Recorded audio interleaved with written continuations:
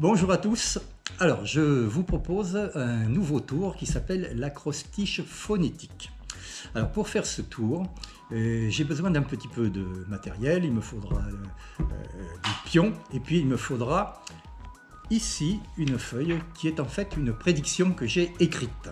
Alors, on la regardera tout à l'heure un peu plus précisément. C'est une prédiction. On l'oublie pour l'instant. Et il me faut un tableau de nombres. Alors le tableau de nombres, le voilà. Et il me faut bien sûr une spectatrice. Voilà. Merci Chloé. Alors je propose à Chloé 4 pions et je lui demande de mettre les 4 pions dans 4 cases en respectant la règle suivante. Il faut qu'il y ait un seul pion sur chaque colonne et un seul pion sur chaque ligne. Voilà.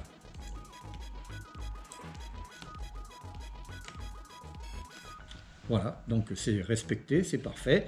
Un pion par ligne, un pion par colonne. Et maintenant, nous allons demander à Catherine de venir nous aider avec sa calculatrice et on va lui demander de faire l'addition des nombres qui sont sous les 4 pions que nous avons. Alors, je tourne un petit peu pour que Catherine puisse faire son travail. Voilà, le premier nombre c'est 1722. Le deuxième nombre c'est 2131.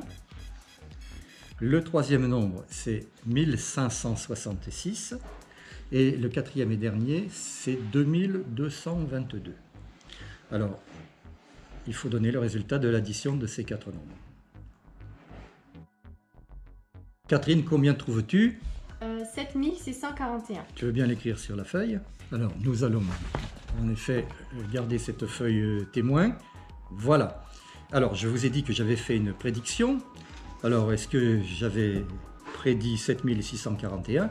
Si on regarde ma prédiction de tout à l'heure, il y a de quoi être un petit peu surpris peut-être. Est-ce que le magicien vieillit un petit peu trop? Est-ce qu'il a écrit n'importe quoi? Est-ce que cette prédiction est tout juste bonne à être déchirée? Eh bien, c'est vraiment la grosse incertitude en ce moment. Eh bien, finalement, je pense que comme il n'y a pas de chiffre décrit là-dessus, le mieux c'est de la déchirer. Et donc, je vais la déchirer. Voilà. Je commence à la déchirer.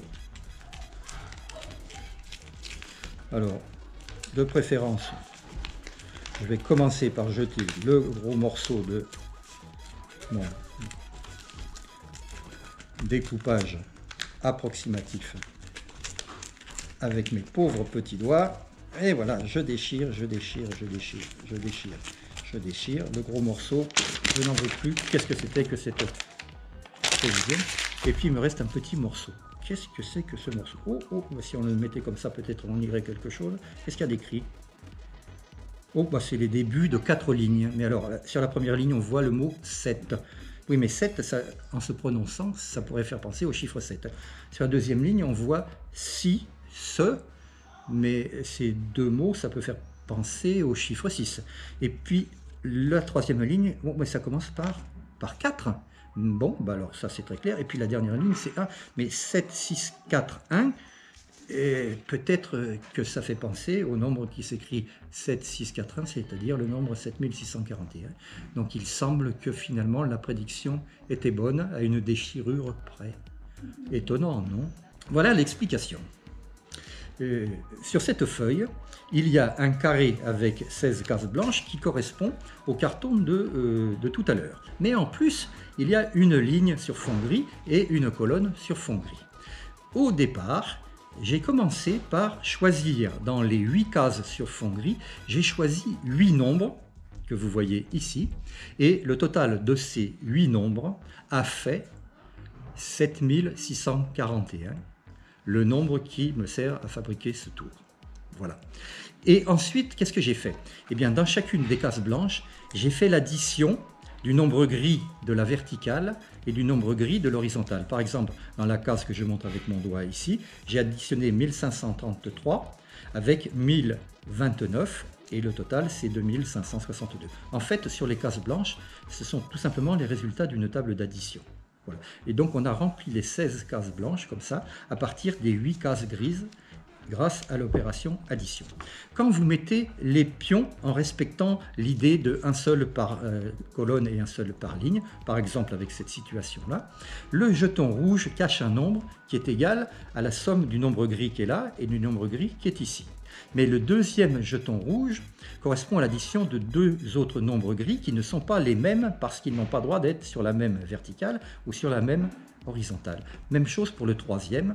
Et vous voyez comme ça que la somme des quatre nombres écrits sous les quatre jetons rouges correspond en fait à l'addition de tous les nombres gris qui sont sur la feuille, c'est-à-dire les 8 nombres gris. Si vous avez bien choisi des nombres gris dont le total fera 7641, à la fin, le total de tous les jetons rouges, même si vous changez de position, hein, par exemple cette position-là, eh bien, ça fera encore 7641. Alors ensuite, évidemment, l'astuce a été de fabriquer 4 petits vers qui commencent par les mots 7, 6, 4 et puis 1. Donc, alors avec des phrases plus ou moins poétiques. Hein.